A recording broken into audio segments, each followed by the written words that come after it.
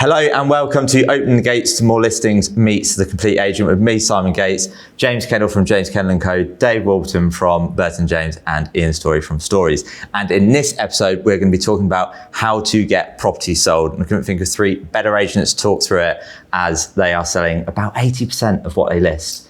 So we're going to talk through today from start to finish how you get there. So first of all, 80% versus a UK average currently of 55%. So you guys statistically between the three of you are 41% more likely to get a property sold. Is that SSTC, is it? No, exchange. Actually done, so 80%. Nice. And you're also obviously operating more in the mid to higher end where statistically it's a little bit more tougher to sell. So actually it's not doing justice enough to the figures that you are delivering. So let's break that down. What does it look like from start to finish? So we've had the phone call to book in the valuation. You're going out there and doing the val. How are you having that conversation with a seller to get properties on at the right price? What does it look like? Well, I came up with the structure. No, go on, Dave. This is your moment, Dave. Have your flowers. This is your moment. No. Well, I think what JK is referring to is that all of our valuations are data-led. So, I mean, it's something I've been doing for a very, very long time anyway. Like yourself, I like my numbers and stats. And really, it's about demonstrating to the client that we are not there to value their home. And I actually open with that line every single time when I value a house. Yeah. What do you say? I always say, I'm not here to value your home. Yeah. I know that sounds like a silly thing to say because I'm a valuer that you've invited out from an estate agent, but ultimately, the house is only worth what someone's prepared to pay for it. And at that point, they always nod without exception. They always nod to say, yeah, get it. It's only worth what someone's prepared to pay. So what we're going to do today is look at some market data. I prefer stats and facts, price per square foot. I'm going to talk to you about what the market's been doing, but more importantly, what it's doing right now, because we can only work to the market that we're in, not what we were wanting. We'll look at where we think the house price sits, and then we'll try and build from there. You don't always have to agree with the valuation. It's like, again, sometimes if you give a value on a home, it might be, look, all the data is telling me that it's worth 1.5 million. In your head, you think it's worth 1.65 million, 1.75 million. And I always say that is the subjective part of any valuation because ultimately it is worth what someone's prepared to pay, and particularly at the higher end of the market, if someone values something more than the next person, they will literally pay for it. And I always use acreage as a great example. So like me personally, I don't need lots and lots of land. And actually, if I'm looking at a house that's got an 8-acre field with it, to me, that is an 8-acre headache. Mm-hmm. Yeah. But if the next person walks in who's got 3 horses and there's 3 stables on the grounds and they see all that land, they're going to go, oh my God, it's absolutely perfect. I'm only interested in the house, not the field. So they subjectively are more likely to pay a bit more than that. So it's very much a case of what that person is prepared to pay. It's not what I think it's worth, with due respect to the owners. It's not what you think it's worth. It's what the market dictates. So what we'll look at is where we think it sits based on all the data that's available today. And we'll then talk about how we're going to go and get it. But you could invite 10 estate agents out and we'll have 10 different opinions. But the only person that matters is the buyer. So we need to get it in and around where we think it sits and then come up with a strategy to get that number. So from the outset, we are building in a data value, nothing to do with my opinion, nothing to do with their opinion. And the quicker that you can get it away from your opinion, the easier the whole appointment becomes. Because I think we've probably all had it. I mean, but you can all resonate, I'm sure. I wouldn't say you go full on argue with the owner, but if they don't agree with your price and you get it wrong in their eyes, and you've just given an opinion based on a best price guide or something like that, they switch off straight away. And there's so many occasions actually where they don't agree with it. Even now, like we'll go in and I'll say, right, well, price per square foot in your area is £350. We think your house sits at around, by the way, that's another way out. So like if the house hasn't been formally measured. So we might say, right, so it's £300 a square foot here in this area. We think your floor plan is around 4,000 square feet, which on paper might suggest 1.2 million. But it might be 4,500 square feet, it might be 5,000 square feet. We'll know more once we've formally measured it, but it's a really good barometer of where we think things are sitting right now. It's not a simple case of saying, right, this is a 5,000 square foot house and that 5,000 square foot house over there sold for that, so we'll put yours on at the same. because they might have completely different finishes. Everything is very, very subjective. You know, if it's an incredible finish, then someone might pay a premium for that. If it needs a lot of work, we might look at it and go, well, on paper, this house could be 1.5 million, but we've got to be honest and say, you need 5 new bathrooms in this house. It's probably going to need a new kitchen. There's lots of decoration that comes at a cost. So again, to me, who's got to get builders in, it's going to cost me probably in the region of 200 to 250,000 pounds to do something like that. To a builder, it'll cost half that. Subjectively, he might pay more. And if you give these examples from the start, you're taking it away from valuation. It's not your responsibility. And you can quickly get it onto, this is how we're going to get it sold. So let's park that almost, and let's talk about how we're going to get the best price for you. So a couple of things on that. If you go out there and kind of just talk about my valuation, or all they're going to compare is valuations from agents, right? So they're going to shop with whoever told them the highest value. Yeah. So it's not you valuing it. Here's the data and what the market suggests, and this is the strategy of how we're going to get there. Yeah. And then in terms of the data as well, you made me think of a saying actually, which I read the other day. The past is a place of reference, not residence.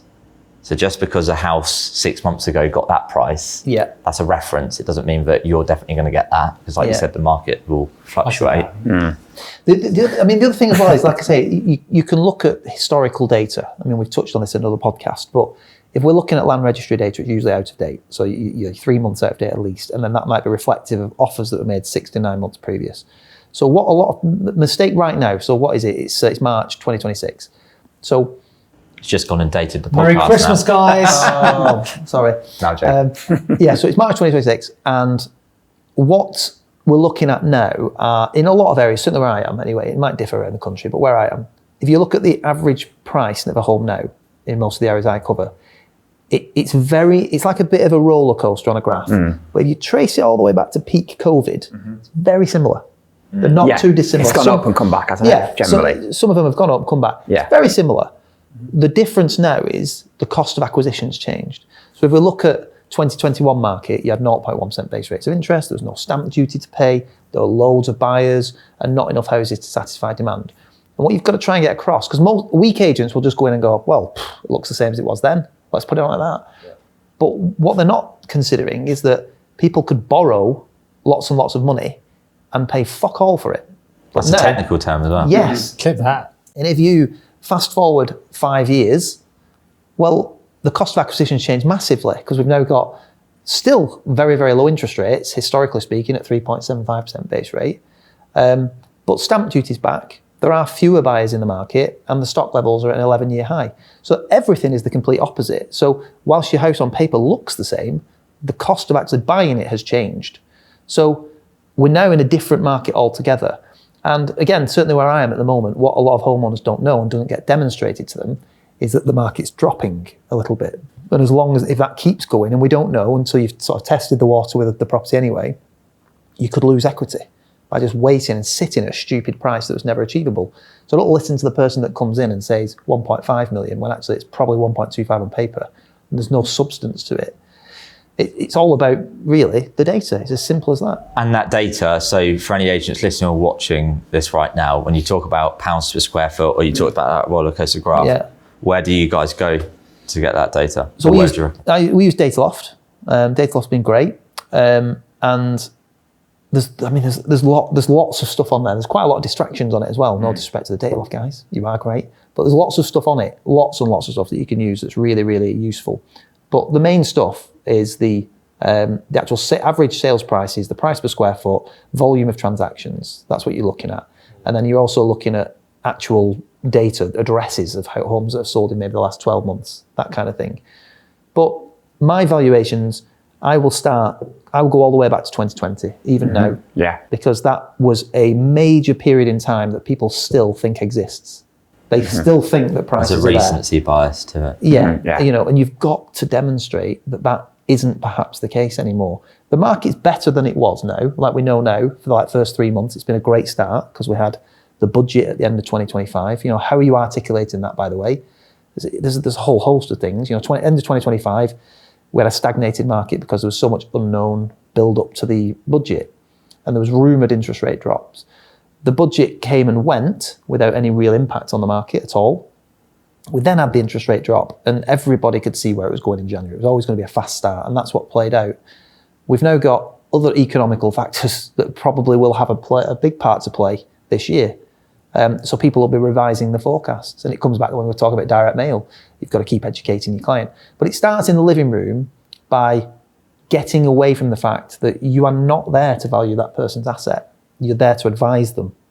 You're there to advise them and tell them what the market's doing. Yeah, you're there to give them a plan to understand what the value is. 100%. Aren't you? I'm here to give you all the information so that you can make an informed decision on your home today. And you might not be able to find out what the value is until you try. At the moment. Well, Yeah. I can't remember if I said this in one of the previous appearances I made more recently in your podcast, but you saying something along the lines of, there are properties I've sold for more money than I thought they'd achieve, and there's properties that sold for less money. Absolutely. Exactly. We can't predict exactly what it's going to get, but I have the process that is going to find you whatever the best prices that the market will and deliver. it's making sure that they understand that from the outset, before they sign up or at the point that they're signing up with you, that they understand that we don't know what it is exactly, you don't know what it is. No one does until it's gone through this process that I'm outlining here. It might be less, it might be more, but whatever it is, it will be the most we can possibly get for it. Yeah. And they need to understand that, because further down the line, if it does need a price adjustment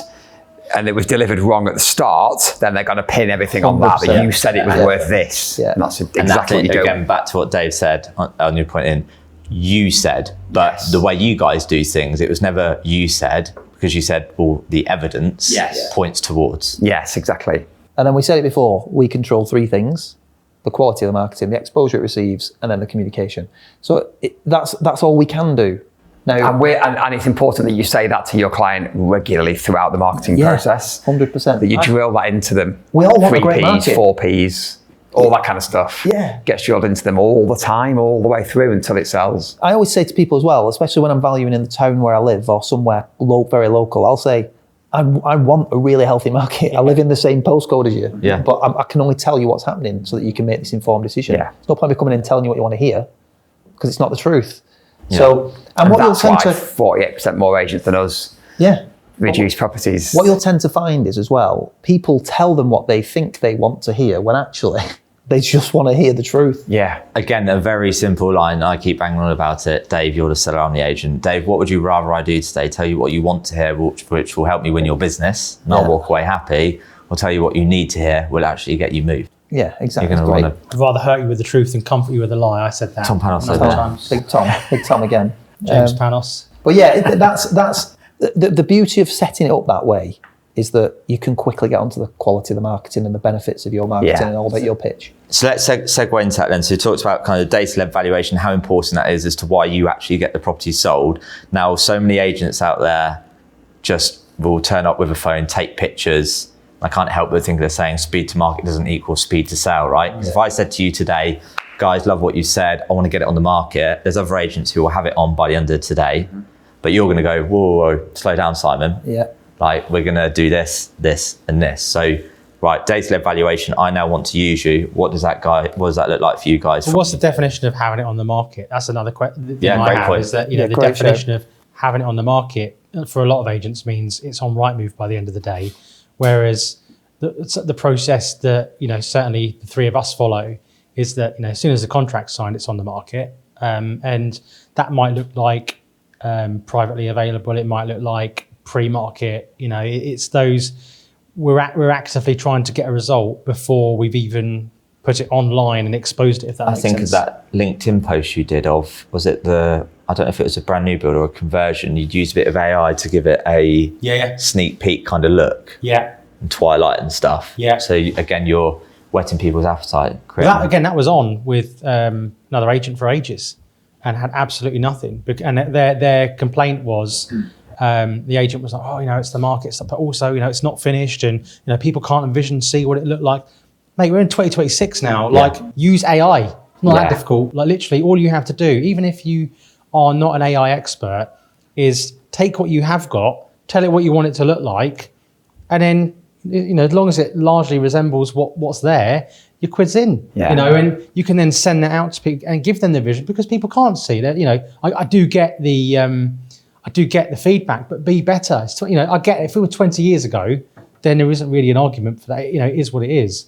But being able to create something that people can see in CGI in a matter of minutes as well, by the way, where, if you get good at prompting and figuring out how these systems work, you can create something that is very, very close to what is actually going to sit there, and the proof's in the pudding. It's sold. It's also taking things out. It's the same about what you'd maybe include there, like putting in Twilight, but how many listings do you see where there's a car parked in it, or there's bins outside, or what did we say in the previous episode?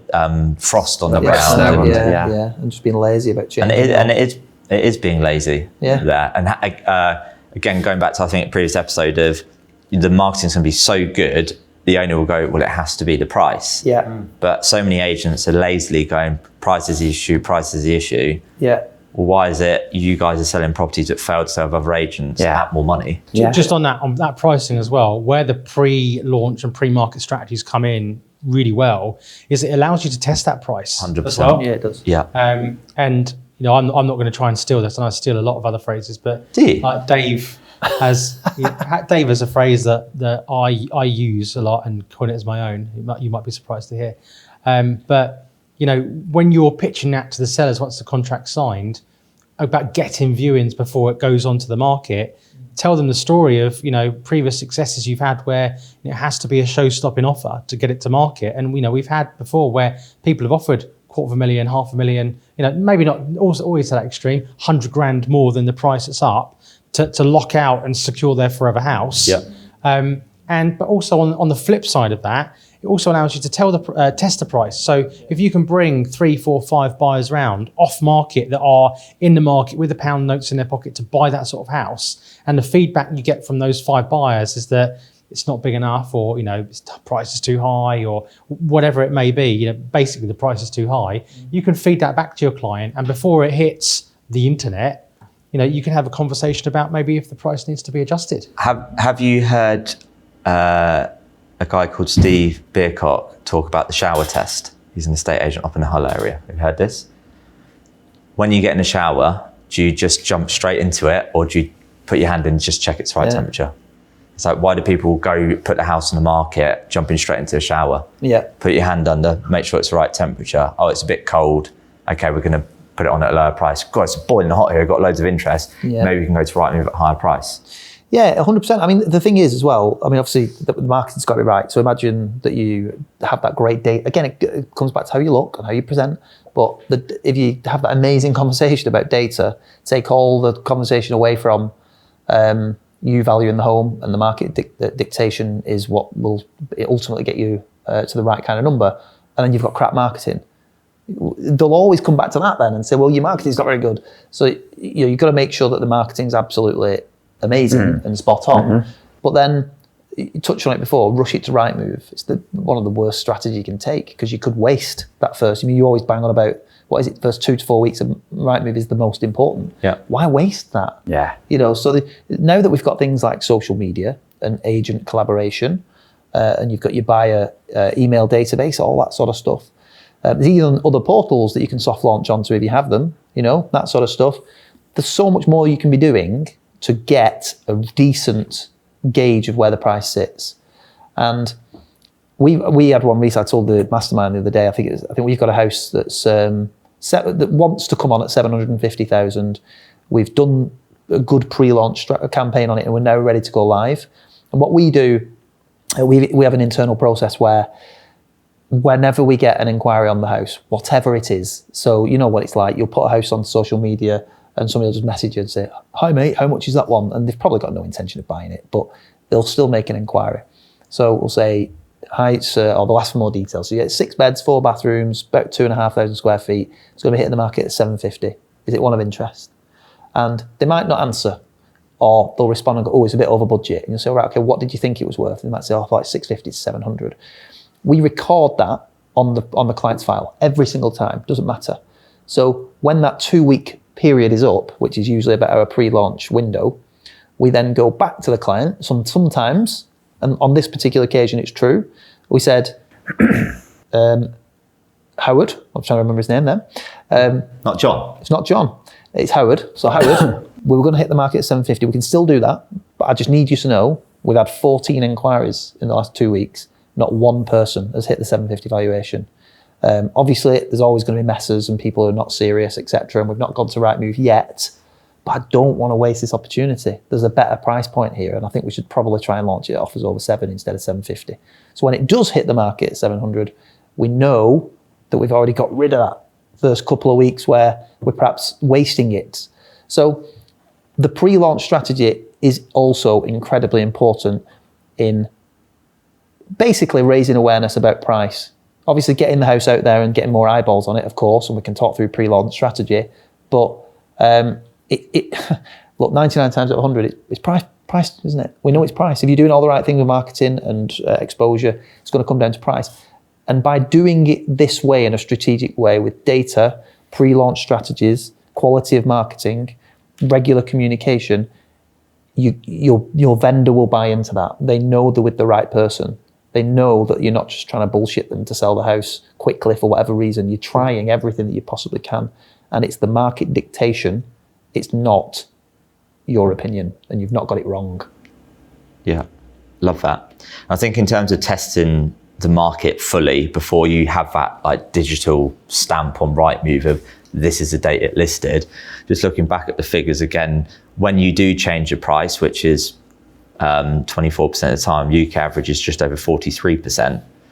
So the average agent nationally is price reducing 81% more often than you guys. Wow. But that's because they're going, get it on the market, oh my God, we need to get it on by the end of the day. Yeah. Oh shit, after a week it's too much money, and then they're reducing it. Yeah. Whereas you guys are going, right, this is a strategy, we're going to test the market fully, and then we can go, right, maybe we've been a bit too high there. Mm-hmm. So when it goes on at 7 rather than 750, that wasn't a price reduction. It was never worth that. Yeah. No. But it is also managing clients' expectations, because sometimes, you say that, but sometimes we've gone on at prices where the data suggests, for example, it could be worth 800. Yeah. And it ends up selling for 750. And it's just the market. You've got the benefit of experience because of that data lag. But however, the attrition rate for all of our businesses is pretty low. Yeah, that's the point, isn't it? Because you're keeping them up to date. Yes. So sometimes things go on for too much money. As the data shows, we don't always get it right. But your ability to keep the client happy and therefore not leave you is what gives us the results that we get, the percentage of sales that we get. And you're quick to react. Whereas I think the other agent is purposefully overvaluing to buy the business, Mm-hmm. whereas you guys are winning the business. There's a big difference between that. And then the clear strategy is reduce. If it's that 24% of the time, okay, we're going to adjust the price, but you're doing it quicker probably than others. And you're probably doing it by a larger percentage as well. Yeah. So you make a bigger difference. It's got to be worthwhile, right? Yeah. And I think it sounds brutal, but the kill zone, according to Rightmove, of the properties that do change price that go on to sell, a 5 to 7% change is the key point, but most agents do 3 to 4%. The reason it's got to be 5% as well is because the actual science behind it is affordability. Because if somebody's got 1.25, the chances are they've got 1.3. But that extra 5, people generally, when they're buying places or valuing places in their mind, generally it's actual what they can afford. The 5% plus chunk is the difference between them buying that house and them not buying it. Are you saying like, so I don't know about you guys, but if you like go get a car, if you said to me now, what's the interest rate on the loan on your car, I wouldn't have a fucking clue. No. But I know how much my budget was a month to pay it. Exactly. And are Yeah, people yeah. looking at 1.25? Are they going 1.3? Are they going, well, that's an extra couple hundred quid on my mortgage? I mean, I'm Yeah, quite happy to pay an articulating extra it. couple hundred Yeah, quid a yeah. month. Exactly. Whereas, it could then be £400 on their mortgage and they go, do you know what, that's a bit tight. Just wouldn't do it for that. I'd rather live a bit further out and spend that 400 quid on train to whatever it might be.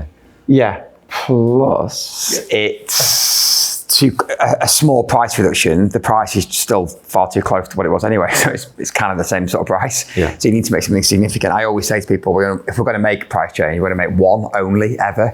So let's not make a price change yet. Let's do more social around it. Let's try and get more buyers in, cross match. Let's do everything we possibly can before we think about a price change. And if we do have to do it, it needs to be significant. And try and get it on a price point because you get ideally that. 16% more views on a price point. That's data that I like to put out there quite Such a often. thief. I think I sold it from Rightmove, so it's fine. It's third hand. I think the other thing as well is you don't have to take every listing.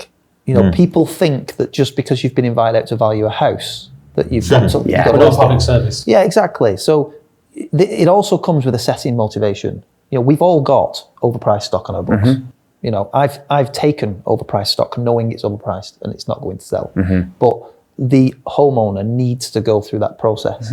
Now, if that homeowner tells me that they want £900,000 for an £825,000 house, but they have already got their new home is already going through, it's going to exchange in the next 3 months, and at that point they're going to move into it, and then they're going to be sat with an empty asset, and they're going to move at some point in the future, and it's a 2% fee.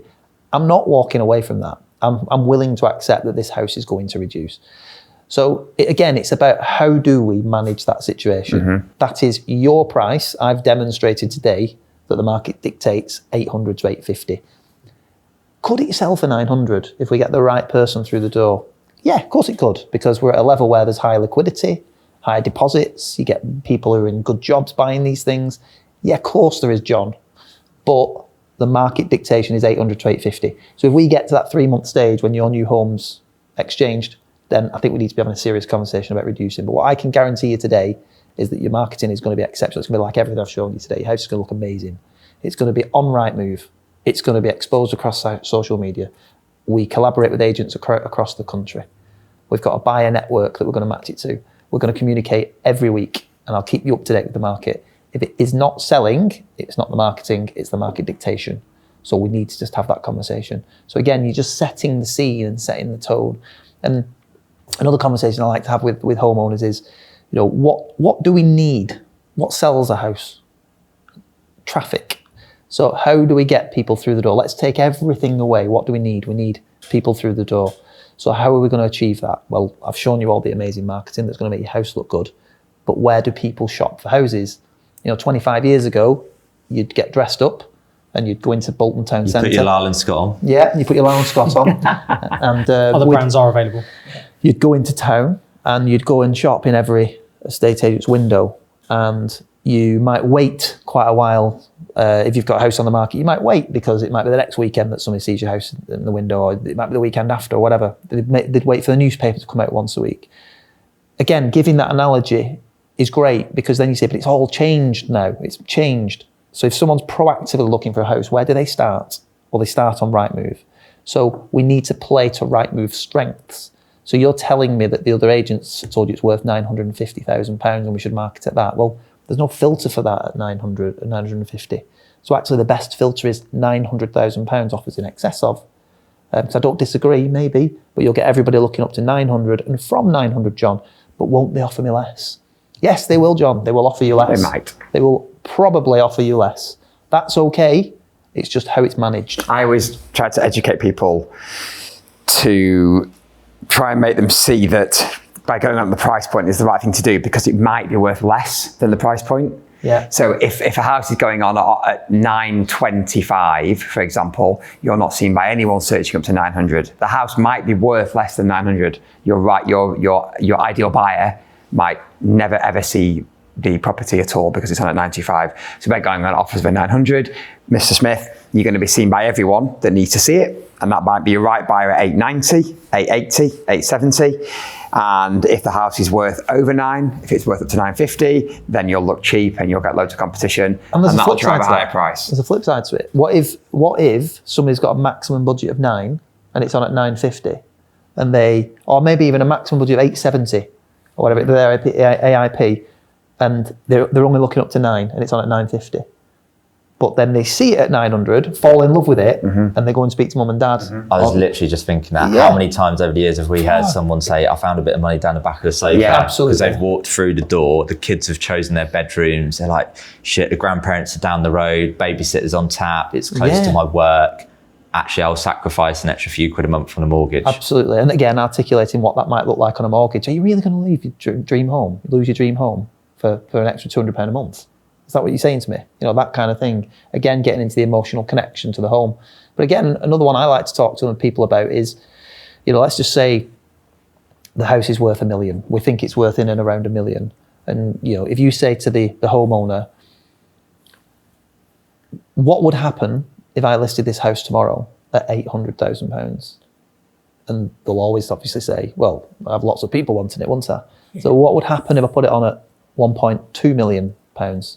Well, no one would come, Dave. I said, yeah, exactly. So we need to find a happy medium. Millions are probably a bad example because of the million price point. But I said it was 950. And we're saying 800 and 1.1. I said, right, we want people through the door. We've got to play to Rightmove's strengths. If there was a filter for that, we'd use it. But what we need is people through the door. And do you know what? It's really hard to undersell a house unless you're a really crap agent.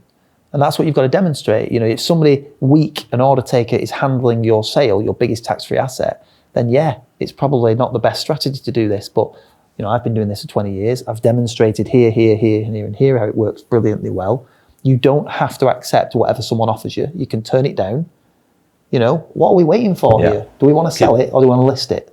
A couple of examples on this, which are going to relate to football, so apologies, Ian. But That's in 11 terms to of 11.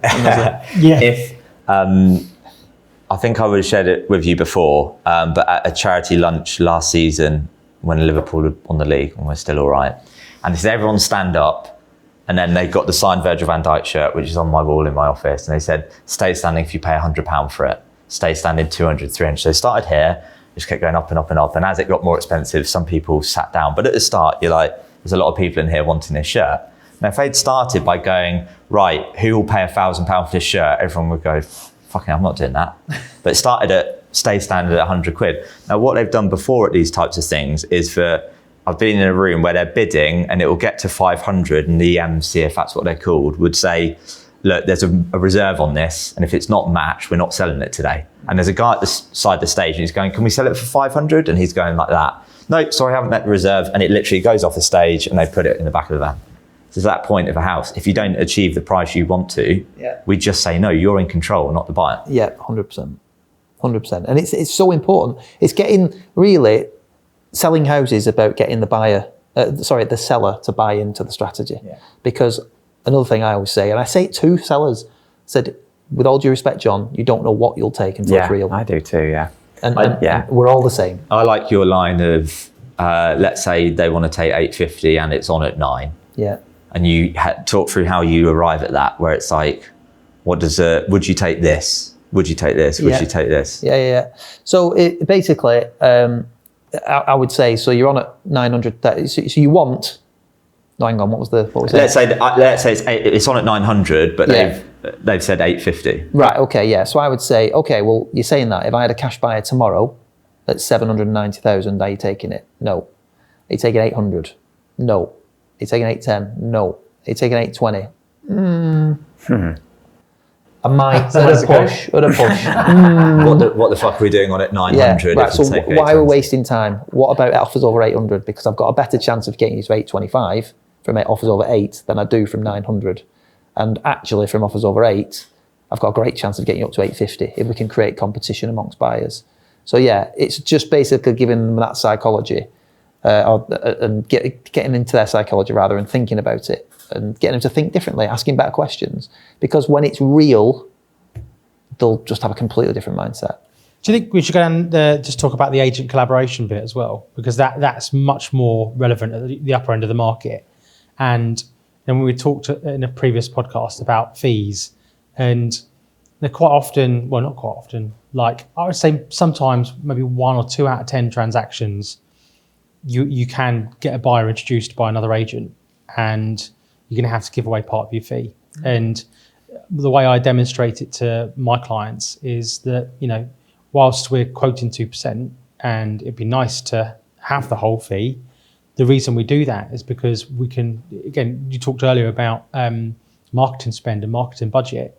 We've got the ability to work with other agents. So we're not just closing the door. It's not just us. Yeah. You've got access to every agent in the country and we're able to give them a piece of the pie.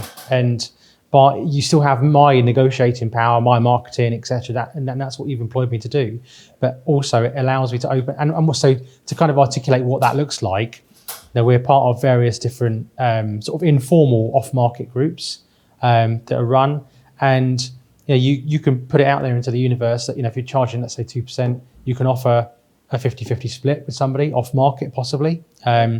If it's on market, you might offer somebody I don't know, if you've got let's say a 35, 40 grand fee, you might offer somebody a 10k intro. And it's work. I mean, you've probably seen it yourself, and you guys. I mean, I know that a house I sold at over 3 million, I had to give away part of my fee for a buyer that was introduced. Arguably, could they have come and seen it online and got in touch? Maybe, but they didn't. But again, to that client, at the end of the day, from the outside world sees I sold it. Of course. And I did. I mean, you've also retained that listing, because if you weren't open to collaboration, you're going to lose the whole thing. That's it's right. better to have a bit of the pie than none of it. Yeah. And I think that helps you retain the listing, because you're all going to get agents sending shit letters through your sellers' doors saying, I have buyers waiting for properties like yours, and sellers naively and go, well, they told me they got a buyer. Really? Well, I've put it out to the whole wide world that I offer an intro fee. They don't need to spend any money on any form of marketing. All they need to do is pass me the buyer, and I'll do all of the work, and I'll give them 10 grand for the privilege. Yeah.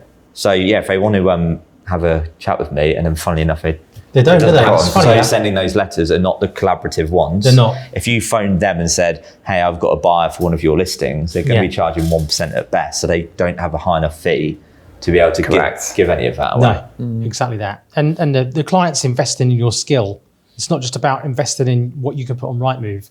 It's investing in your skill. So, they want to know that when that buyer comes through the door, regardless of which medium it's from, if it's via another agent, they're invested in your negotiation skill to make sure you get them the best possible price. And just talking about that particular example, we achieved a price there. I mean, it's incredible, really, when you look at what other valuations had come in at. But again, they're raving fans for the future now. That's the point. Yeah, they'll go and they'll talk about that with their friends, and proximity's power, isn't it? That's Tony Robbins. Cheers, Tony. Being around the right sort of people. Do you like the way I looked into the camera there? There's another white teeth moment. All these people could be logging in, watching this tonight. Yeah. I was going to try to do a Tony Robbins impression there, but I thought, you know what? No, please You'd don't. probably be able to do one, because he's quite low, isn't he? I've never don't know what it sounds like. Doesn't matter. We'll move on. Yeah, he sounds like you. He sounds Yeah, like he he's does like the like you. American version of someone you. from Blackpool. Okay. He does, yeah. Yeah. How does that go? Say proximity is power. Proximity is power. There you go. That See? sounds like Tony You Robbins. don't have to put a voice. You don't have to do your voice. Liverpool. You are you. Yeah. I try and be more Tyson. Yeah. Tyson Fury. Has anyone seen you and Tyson Fury in the room at the same time? Well, he did view a house I was selling, but I wasn't. You could actually do voiceovers for him. For Tyson. Yeah. Yeah. Maybe that's another sideline. Anyway, But yeah, selling houses. Yeah, back to selling houses. But yeah, that's how agent collaboration can work. And like you say, you protect your listings for a start. But also, it's about getting your client the best possible price and opening every single avenue. I mean, all this is going out to agents, so you can it's all about getting the seller to buy into it. Yeah. And understand. We know that the price dictates 99 times out of 100. So they need to understand that you are doing everything you possibly can. Yeah. Because you are. Because you are, obviously. But they need to know that you're on a journey together. It's you and them against the market. It's not me versus my clients. Yeah. And a lot of the time it is that. It is, Yeah, us against the market. Me and my client versus the market. Yeah. You like that one? I really like that one, yeah. That's good. That's Well mine. done. Thank you. Copyright. So they need to know that, and they've got to know that you've got a plan and a strategy. So again, this is something else we've not really spoken about. We have a strategy that we have on every listing that the client knows about. So if you're going into there with a plan, they know they're in the right hands. And again, what are the potential pitfalls that we're going to come across? Well, for a start, you're not going to get 10 viewings a week like this is a 3-bed semi. It's a £1.5 million house. You're going to probably get dribs and drabs. You might go a few weeks without a viewing, that kind of thing. We need to monitor the data. We need to monitor the market. We need to have regular updates so that you know what's happening. And unfortunately, if it's not going to be happening, you know how good the marketing is. We might have to look at the price at some point. But the price is there to get you to the valuation, not the other way around. So the valuation, the marketing price and the valuation, two different things. So the marketing price is there to get us to where we want to be. On the communication levels that you speak about there, and going back to something you said earlier in the podcast, you imagine someone sold a 3-bed semi in the COVID market, low interest rates, barely any stamp duty to pay, people flooding through houses to buy them, and they sold for over asking price within a day. Yeah. Fast forward 5 or 6 years, and they're now in their 750 grand house, nice big 4-bed detached, let's say.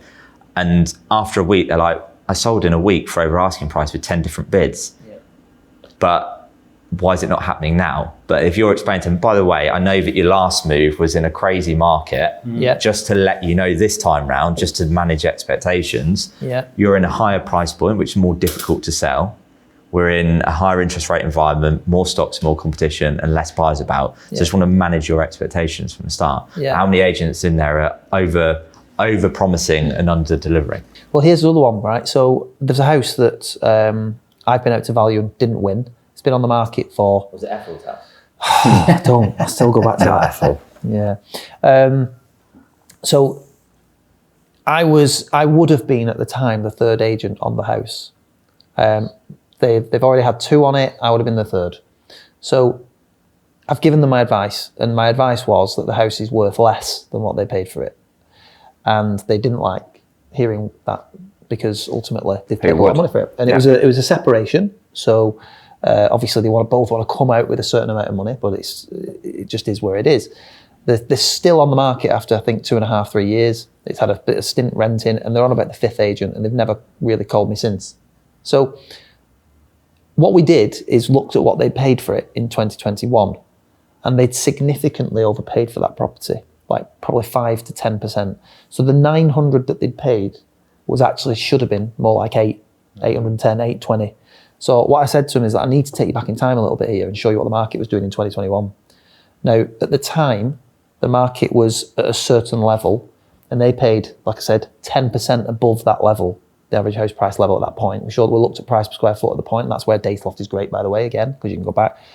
I said, what you should have paid was 810, 820. I know you would never have paid it then, because probably 3 or 4 people wanted it, but you've bought this asset as your family home that you expected to live in for the next 20, 30 years. It's unfortunate that they're in the circumstances that you're in now, that you're separating and you need to sell it, but you've overpaid for the asset. So if we start working out the data based on 2021 values and applying all the inflation that we've had since then, it gets you to what you're on at now, at 1.1 million. But what we need to do is take all this off. And you're saying the average agent would just do a typical, like, well, this is what they paid for it, this is what the market's done. But you're going back in time and saying, you overpaid because you're in a bidding war. Interest rates were low. You could borrow loads of money. You had no stamp duty to pay. You got a little bit excited. That's the reality of it. And to be quite honest, I draw on my own experiences. You know, I bought my house. I've heard you say it before. I paid £35,000 more for my house than I wanted to, and I've since spent the best part of £100,000 doing it up. If I was to sell my house today, it wouldn't be worth 135,000. It wouldn't be worth north of the country. Listen, it's a nice place to live. It wouldn't be worth the money that I've put into it right now. But you choose to live in it, don't you? It's your home. So that's what I was explaining to them. You know, you've overpaid for your dream home. It's unfortunate the circumstances you're in, but when we look at the data back then, it doesn't support what you've paid for it. So we need to take that off. If you want to sell this house, we need to take that off and reassess the value. And what you've said there is why the average agent is selling 55% of what they list only, because they're not going to want to have that uncomfortable conversation. Exactly. Right? And she was basically on at a price that she wanted to hear, because the next person in said, yeah, it's definitely worth 1.1 million. Gets the listing, gets paid on it. I think there's another part of that as well that builds into the stats, that when it comes to selling houses is not just about getting under offer. Selling houses is about moving people and making sure that they can actually physically move to the next house. And that comes from world-class sales progression as well. Of course it does. Making sure that you've either got a really good in-house progressor or a really good outsourced progressor that's going to work with your clients. And experience is key. You can't just give it to the office junior, and or some places will just leave it to the solicitors and go, oh, it's not my job. Yeah, it's not even a junior. It's just people who are sat there also booking viewings and valuations. The last thing they want to do is chase a sale. And all the experience you have around this table of, you will have that gut feeling where you're like just something doesn't sit right with that person, right? But then also I think I've heard you guys speak on the podcast before about due diligence, where others in the chain have royally cocked up for not doing things properly. So it's making sure that from start to finish, that's all done. Yeah, 100%. And that's the thing, when you're, again, tying up an offer, getting the chain details, making sure that you understand who actually is buying the property, not just first time buyer, for example, at the bottom. What's the name of the first time buyer? What solicitor are they using? You imagine if you thought, I can definitely think of one particular person who actually ended up going to prison for fraud, who I was involved in a chain, and can I take this person's name? And their first name was Malcolm. I won't say their last name because I'll probably get killed by them. Thanks. But I phoned up to get chain details. Oh, the buyer is Malcolm XYZ. Yeah. I rang up the seller and said, we're not getting involved in this. The person's a fucking lunatic. Yeah. Like, it's not a real buyer. He does this once a year. He goes round. Yeah. But they'd sold someone else's house, this buyer, who was not a realistic buyer. You get it. And the thing is as well, you get people on your books that you know, and we've had it before where you take first time buyer or you take a chain free buyer at the bottom, but then you've also had a viewing request recently from that chain free buyer. And you kind of have to ask yourself, well, hang on a minute, what is going on here? But also, it comes down to communication. We talked about it a lot, with the client, but also communicating with solicitors, communicating with other estate agents, having good relationships with other agents. There's another saying, I feel like there's another classic. We need a buzzer every time we say a saying, but collaboration happens at the top. Yeah, competition at the bottom, collaboration at the top. That's a saying. I'll tell you that one. I made that just up now. But they're working well with other agents. I can see you guys looking at me like. Do you remember when he started talking about ice cream in one of your episodes? Oh my God. And you just went, James, what the fuck are you talking about?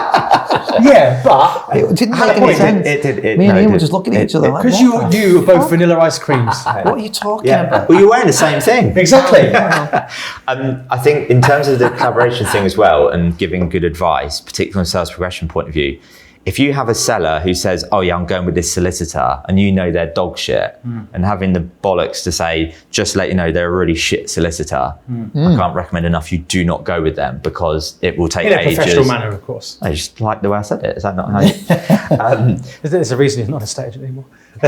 So you can't do teach. That's right? No, but you've got to tell them that, the brutal truth there of, look, these are the solicitors I recommend, not because I'm getting a referral fee from it, but they're actually, I've got their mobile number. I know I can ring them up and say, John, sort it out. Not someone who's in a call centre somewhere who will respond to an email saying, I'll come back to you in 5 working days. Again, it goes down to that, transactional and relational part of the market. Transactional at the bottom, relational part.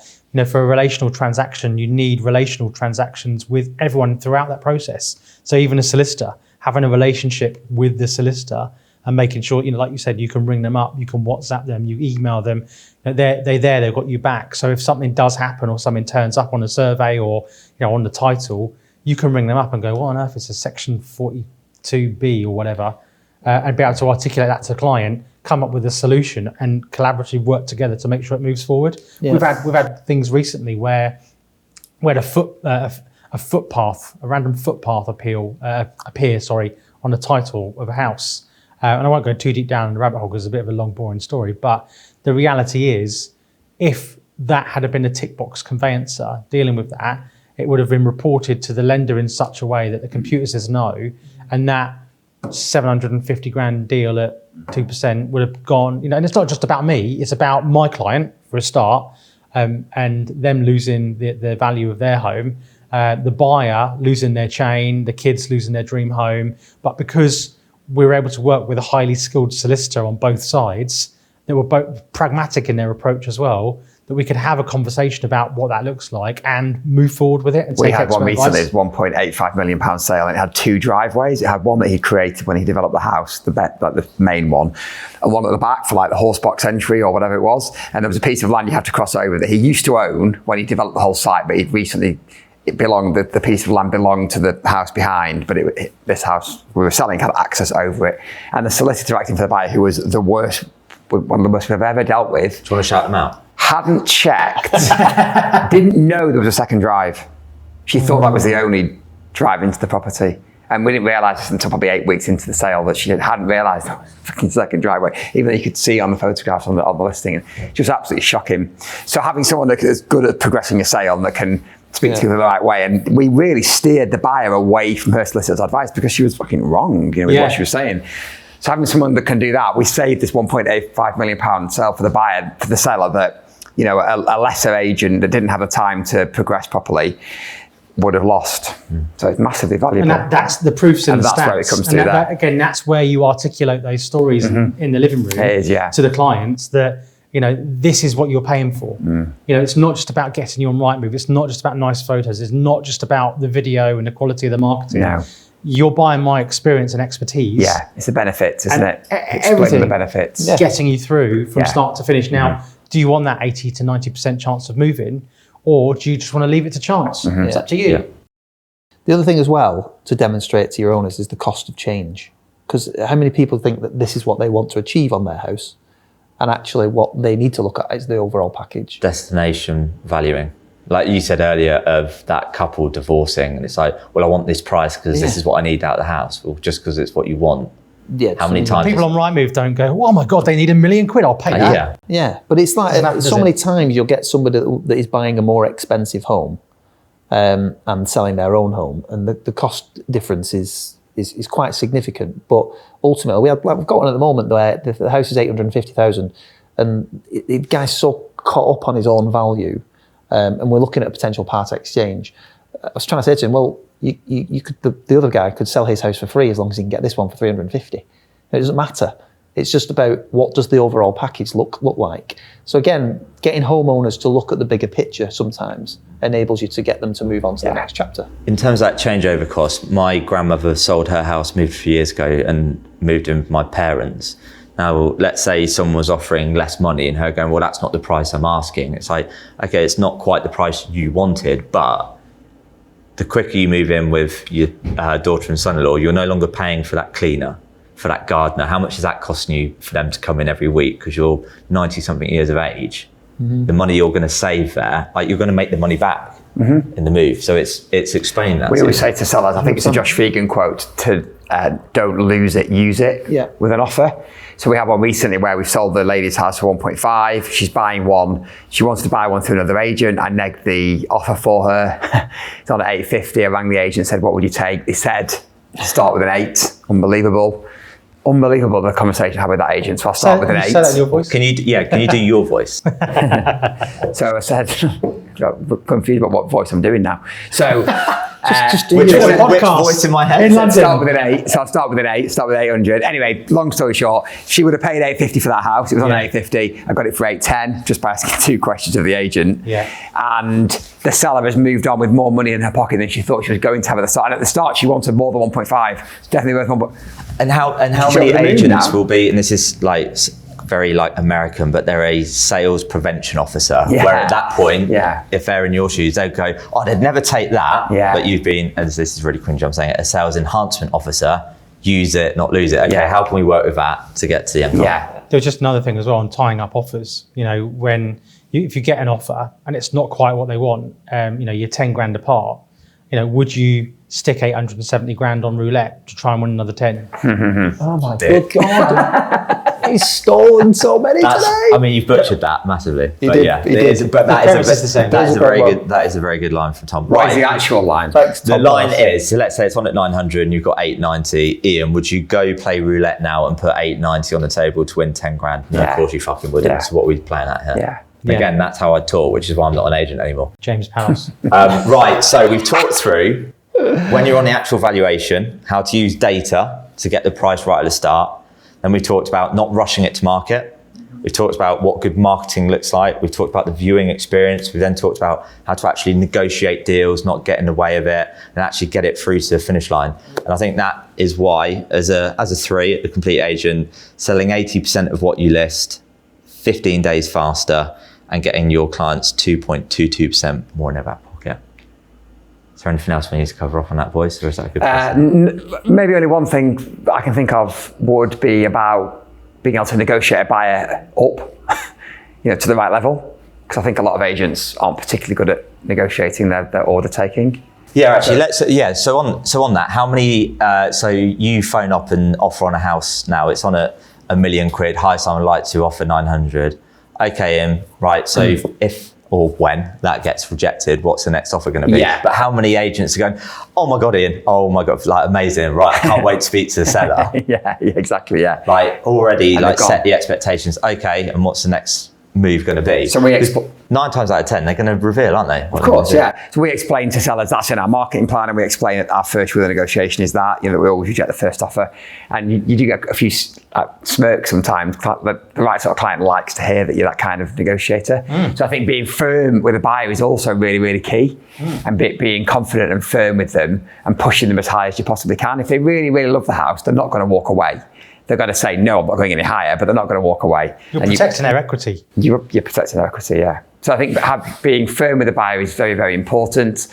Explaining to them how, if they're buying a long-term family home, which most of our buyers are, that everything grows over time. So yeah, you can pick up all these major world events in the last 20 years that have affected the market, and maybe it's wobbled a bit, but over time it always grows.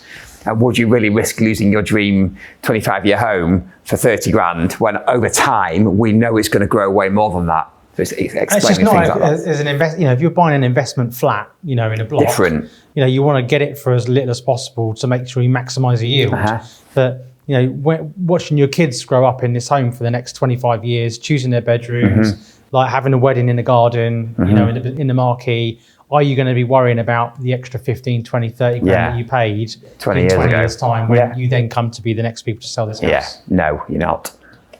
Boosh. Love it. Right, what a place when. So that is episode 4 done and dusted in this mini series of Open the Gate Small Listings meets the complete agent. We have talked through how to get into the higher end of the market, how to use direct mail effectively, how to charge higher fees, and how to get the property sold. Make sure you're following Opening the Gates and the complete agent. Like, review, subscribe, follow, share, and stay tuned for more coming in the future.